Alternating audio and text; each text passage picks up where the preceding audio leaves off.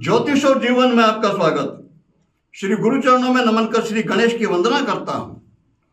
स्वदेश पूज्यते राजा, विद्वान सर्वत्र पूज्यते। क्या अर्थ है इसका? बहुत सहज और सरल सा अर्थ है। राजा का सम्मान, उसका पूजा जाना, अर्थात वो सम्मानित होता है केवल अपने राज्य में, अपने क्षेत्र में। लेकिन विद्वान वो कहीं भी चला जाए, सर्वत्र सम्मान पाता है, सर्वत्र पूजा जाता है। क्या कारण है इसके पीछे? बहुत सहज सा और सरल सा, वह है उसकी विद्वता, उसका ज्ञान। भगवती सरस्वती ज्ञान की अधिष्ठात्री देवी, जिस पर कृपा हो जाए उनकी, वो सर्वत्र सम्मान पाएगा ही। माघ मास की जो गुप्त नवरात्र आती है, उसकी जो पंचमी तिथि है, जिसे बसंत पंचमी के नाम से जानते हैं हम सब, वही मातेश्वरी के प्रादुर्भाव का दिवस माना जाता है। आजकल स्कूलों में बहुत कुछ बदल चुका है, परिपाटियों में बहुत कुछ चेंज हो चुका। मेरी आयु के वर्ग के व्यक्तियों को ध्यान होगा, बहुत से स्कूलों में कई जगह इस परंपरा का पालन आज भी होता है। और वो ये है कि स्कूलों में, स्कूल खोलते थे, भगवती सरस्वती का पूजन होता था और छुट्टी हो जाया करती थी। क्या कारण है इसका? बसंत पंचमी को शास्त्र पठन पाठन का निषेध करता है। बसंत पंचमी के दिन लिखना पढ़ना नहीं चाहिए, केवल भगवती का ध्यान और पूजन, यही उस दिवस में। इसी कारण पढ़ाया नहीं जाता था, स्कूलों में छुट्टी हो जाती थी भगवती का पूजन करके। ज्ञान की बहुत महत्ता है जीवन में। यदि सफलता चाहिए, और जो जीवन में सफल हुए हैं उनके जीवन का हम अध्ययन कर लें, अनुभव कर लें, हम पाएंगे उनकी विद्वता, उनका ज्ञान, उनकी बौद्धिक क्षमता, उसने ही उन्हें जीवन में सफलता प्रदान की है। शारीरिक श्रम का अपना मोल है, महत्व है, लेकिन विद्वता के बिना, बुद्धि और विवेक के बिना शारीरिक श्रम उतना सफलता प्रदान नहीं कर सकता जितना बुद्धि विवेक कर सकता है। शारीरिक श्रम का हम अवहेलना नहीं कर सकते, वो बात सही है, महत्व, लेकिन उससे अधिक प्रभावी होता है ज्ञान और विद्वता। हम कई बार देखते हैं जीवन में किसी भी प्रकार की उलझन हमारे सामने आ जाए, किम कर्तव्य विमूढ़ हो जाते हैं, हम निर्णय नहीं ले पाते, क्या करें? हम फिर किसी के पास जाते हैं जिसे अनुभवी समझते हैं, हम उनके पास जाते हैं मार्गदर्शन लेने। विषय कोई सा भी हो, हम जिसके पास वो धन है, ज्ञान रूपी, अनुभव रूपी, विद्वता का, उनके पास मार्गदर्शन लेने जाते हैं और वो मार्गदर्शन प्रदान करते हैं हमको। उसका अनुसरण करने वाला जीवन में सफलता प्राप्त करता है। लेकिन कई बार जीवन में ऐसे भी अवसर आते हैं, किसी के पास जाकर के कुछ परामर्श करने का, मार्गदर्शन लेने का अवसर ही नहीं होता। ऐसी परिस्थितियां होती हैं, उसी समय, उसी क्षण निर्णय करना होता है, और वह निर्णय यदि सही हुआ तो जीवन में सफलता प्रदान करता है, और वही निर्णय यदि गलत हुआ तो हानिकारक सिद्ध होता है। स्वाभाविक सी बात है, हमारा स्वयं का विवेक और बुद्धि इतनी सामर्थ्यवान होनी चाहिए कि कैसी परिस्थिति आए, हम निर्णय करें तो हमारे निर्णय, वो हमारा जो भी हम निर्धारित करते हैं, निर्णय करते हैं, वो सही हो, उचित हो। कई बार देखते हैं हम स्टेज के प्रोग्राम, कई बार डिबेट में, वहां किससे जाएंगे? सामने वाले ने क्या प्रश्न किया, क्या बोलने के हमें बोलना है। यदि हमारा बुद्धि विवेक काम नहीं करता, हम समुचित उत्तर नहीं दे पाएंगे। वहां फिर हमको असफलता का मुंह देखना पड़ेगा। आजकल के समय में देख लें तो इंटरव्यू,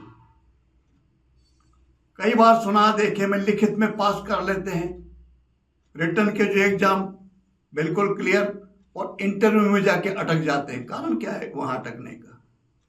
जो प्रश्न किया गया उसका समुचित उत्तर बुद्धि विवेक के कारण की कमी के कारण नहीं दे पाए। कई बार तो व्यक्ति जानता है उत्तर को, लेकिन उस समय पर याद नहीं आया, उस समय पर नहीं दे पाया, कुछ तो कमी रही। आज की वीडियो में चर्चा करता हूं कुछ ऐसे ही विषय पर जो हमें क्षमता प्रदान करेगा सही समय पर सही निर्णय लेने की, उचित अवसर पर उचित निर्णय लेने की। भगवती सरस्वती के हम दो स्वरूप देखते हैं। एक में वो मयूर के साथ हैं और एक में वो हंस के साथ हैं। एक स्वरूप है उनका हंस वाहिनी का और एक मयूर वाहिनी का। हंस एक ऐसा पक्षी माना जाता है जो दूध और जल दोनों मिला के उसके सामने रख दिए जाए तो दूध पी लेता है, जल छोड़ देता है। इसीलिए उसकी क्षमता को कहा जाता है नीर क्षीर विवेक, जिसमें क्षमता है पानी को और दूध को अलग अलग करने की। जिस किसी व्यक्ति में सामर्थ्य हो इतना सहजता से जो सही को सही और गलत को गलत साबित कर दे, अलग पहचान कर ले, उस विवेक को, उस बुद्धिमत्ता को निरीक्षीर विवेक कहा जाता है। जिनका ज्ञान का विद्वता का कार्य अधिक जिनके क्षेत्र में है, उन्हें भगवती सरस्वती के हंसवाहिनी स्वरूप के चित्र की उपासना करनी चाहिए, प्रतिमा की उपासना पूजन में वो रखना चाहिए। मयूर वाहिनी, मयूर हमारा राष्ट्रीय पक्षी, सुंदरता का प्रतीक है। वो का पंख, मोर पंख भगवान कृष्ण ने धारण कर रखा मस्तिष्क पर हमारे स्वयं के। भगवान कृष्ण के मस्तिष्क पर मोर का पंख दिखाई देगा ही देगा। मोर पंख और बांसुरी अर्थात भगवान कृष्ण। भगवान कृष्ण 16 कला के अवतार माने जाते हैं। इसलिए यदि हमको चाहिए सफलता किस क्षेत्र में, कला के क्षेत्र में, चाहे वो कैसी हो, साहित्य, काव्य या फिर कला के चित्रकला है, नृत्य है, गायन है, वादन है, सब में भगवती सरस्वती के मयूरवाहिनी स्वरूप का पूजन करना चाहिए। सरस्वती के इस स्वरूप का पूजन मयूरवाहिनी का कला के क्षेत्र में उनके लिए बहुत सहायक होता है।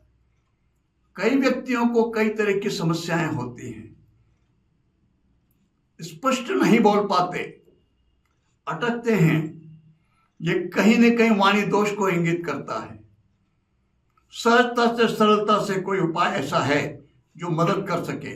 आज की वीडियो में थोड़ी सी चर्चा में छोटे से उपाय भी उन पर भी चर्चा करता।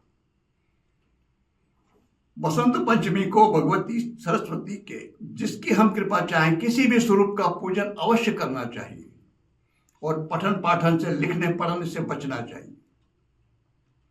पूजन करने बैठे कांच के गिलास में एक जल भर के रखें सामने। भगवती सरस्वती की उपासना किसी भी मंत्र का जप करने से पूर्व ब्रह्मदेव को अवश्य नमन करना चाहिए। ओम श्री ब्रह्मदेवाय नमः या फिर ओम श्री ब्रह्मणे नमः, कुछ भी बोल करके ब्रह्मा जी को नमन करने के बाद फिर ही सरस्वती मंत्र का जप करना चाहिए। सरस्वती का मंत्र सर्वाधिक प्रभावी रहता है स्फटिक की माला पर। वो यदि उपलब्ध ना हो तो रुद्राक्ष की माला पर भी कर सकते हैं, सफेद चंदन पर भी कर सकते हैं, लेकिन सर्वाधिक फलदायी स्फटिक की माला। एक छोटा सा मंत्र है और वो ओम ऐं वाण्यै स्वाहा, छोटा सा मंत्र। ओम ऐं वाण्यै स्वाहा, उच्चारण जैसे गंग बोलते हैं ऐसे ऐं होना चाहिए। जो ओम का उच्चारण ना करना चाहे कोई बात नहीं, केवल वाण्य ऐं वाण्यै स्वाहा भी किया जा सकता है। जो जिनके मन में किसी प्रकार का भेद नहीं, कई कहते हैं कि हमको ओम का उच्चारण करने का सबको अधिकार नहीं, ऐसा किसी भी प्रकार का भ्रम यदि किसी के मन में है तो ओम लगाना छोड़ दें। ऐं वाण्यै स्वाहा, केवल इतना। कम से कम एक माला प्रतिदिन जप करें और वो जो कांच के गिलास में हमने जल भर के रखा है उस पर फूंक मारें 3 बार, 7 बार, 11 बार। और जिस किसी को भी वाणी दोष हो, हकलाता हो, अटकता हो बोलने में, समय पर जवान किसी भी प्रकार का उत्तर न दे पाता हो, ऐसी कोई भी समस्या से ग्रसित हो कोई भी व्यक्ति, उससे ये पानी बहुत सहायक रहेगा इस दोष से मुक्ति में। सहज सा सरल सा उपाय है, स्वाभाविक सी बात है। 5 दिन 7 दिन में तो या दूसरे दिन तो फर्क पड़ नहीं जाएगा। हम जीवन तो हमारा चल ही रहा है, पूजन पाठ पठन पाठन भी करते ही हैं। एक 10-15 मिनट का समय निकाल करके देखिए और इस प्रयोग को करके देखिए, निश्चित रूप से लाभ होगा। जिनको ज्ञान चाहिए, ज्ञान की जिनको आवश्यकता विद्वता में, जिनका काम ही बोलने का है, उनके लिए भी सरस्वती की उपासना बहुत आवश्यक है। ओम ऐं सरस्वत्यै नमः, यह छोटा सा मंत्र, प्रक्रिया वही रहेगी। यदि हम जल रख करके और अभिमंत्रित करके पीने का रखते हैं, किसी भी तरह का कोई भी कर सकता है इसको, और उस जल को स्वयं ही नहीं, परिवार में किसी को भी पिलाया जा सकता है, सबको पिला सकते हैं, सबके लिए सहायक रहेगा। भगवती सरस्वती को क्या पूजन उपासना करने वालों को चाहिए कि वो झूठ से बचें। वाग देवी की उपासना कई व्यक्ति करते हैं वाक सिद्धि के लिए। वाक सिद्धि का अर्थ क्या होता? वाग देवी हैं वो। वाग यानी वाणी, वो वाणी का सिद्ध हो जाना। वाणी का सिद्ध हो जाने का अर्थ होता है वही मुंह से निकले जो सत्य हो। कई व्यक्ति चाहते हैं, इस कामना से वाक सिद्धि का प्रयोग करते, साधना करते हैं कि जो वो कहें वो सत्य हो जाए, जो उनके मुंह से निकले वैसा ही घट जाए, वैसा ही हो जाए। यह बात उचित नहीं है। इतना सामर्थ्य ये भी हो सकता है, लेकिन ये बहुत परम सिद्ध अवस्था की बात है। और जो परम सिद्ध अवस्था में हो जाएंगे, उस अवस्था को प्राप्त कर लेंगे, वो ऐसा क्यों सोचेंगे करेंगे कि जो उनके मुंह से निकले वही सिद्ध हो जाए। इतना अहंकार ये उनमें नहीं होगा, बचने की कोशिश करेंगे। हाँ, ये अवश्य, ये संभव है बहुत सहजता से, सरलता से, कि हम कुछ भी बोलें, हमारे मुंह से निकले वही जो सत्य है। और विशेष करके ज्योतिष का कार्य करने वालों को तो बड़ी आवश्यकता होती है इस बात की। वो तो बहुत जोर देते हैं वाक सिद्धि के ऊपर, पता नहीं कितने ही प्रयोग करते हैं, उपासना करते हैं वाक सिद्धि के लिए। उनकी धारणा, प्रयास क्या रहता है अधिकांश व्यक्तियों का, कि जो वो कह दें वही हो जाए, जो वो कहें बस वैसे ही घट जाए, फिर तो वाहवाही हो जाएगी। लेकिन ये बड़ा मुश्किल कार्य है, असंभव सा कार्य है। वाक सिद्धि प्राप्त अवश्य होगी और सहज सरल सी बात है। केवल भगवती से प्रार्थना इतनी सी कीजिए, जन्म को आप ज्योतिष का कार्य करते हैं, कुंडली हाथ में लेकर के मातेश्वर से प्रार्थना करके केवल इतना सा बोलें, मेरे मुख से वही निकले जो सत्य हो, और मेरे मुख से वही निकले जिससे जातक का, सामने वाले का हित हो जाए। किसी भी ज्योतिषी में, मेरा निजी राय, मेरा अपना मानना यह है, किसी भी ज्योतिषी में इतना सामर्थ्य नहीं, चाहे वो कितना ही विद्वान हो, कि किसी के जीवन को परिवर्तित कर दे। यह कार्य केवल ईश्वरीय सत्ता कर सकती है।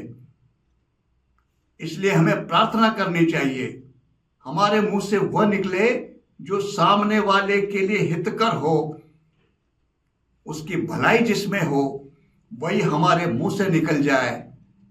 भलाई तो करना ईश्वर को ही है, आपके मुंह से तो निकला है, और जातक ने उस बात पर ध्यान दिया, माना उसको, तो निश्चित रूप से उसका हित साधन हो जाएगा।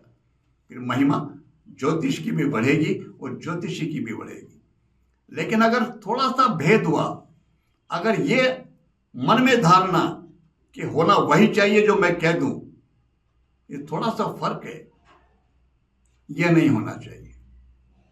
यदि आपको किसी भी क्षेत्र में सफलता चाहिए तो आप इतना मान करके चलिए, सबकी भूमिकाएं, लेकिन ज्ञान की और विद्वता की, बुद्धि विवेक की भूमिका सर्वाधिक है, इससे हम इनकार नहीं कर सकते।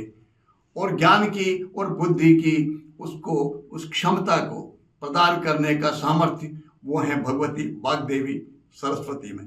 माँ सरस्वती आप पर, आप सबके परिवार पर, सब पर कृपा करें। इसी प्रार्थना के साथ मैं आप सबको नमन करता हूँ। नमस्कार।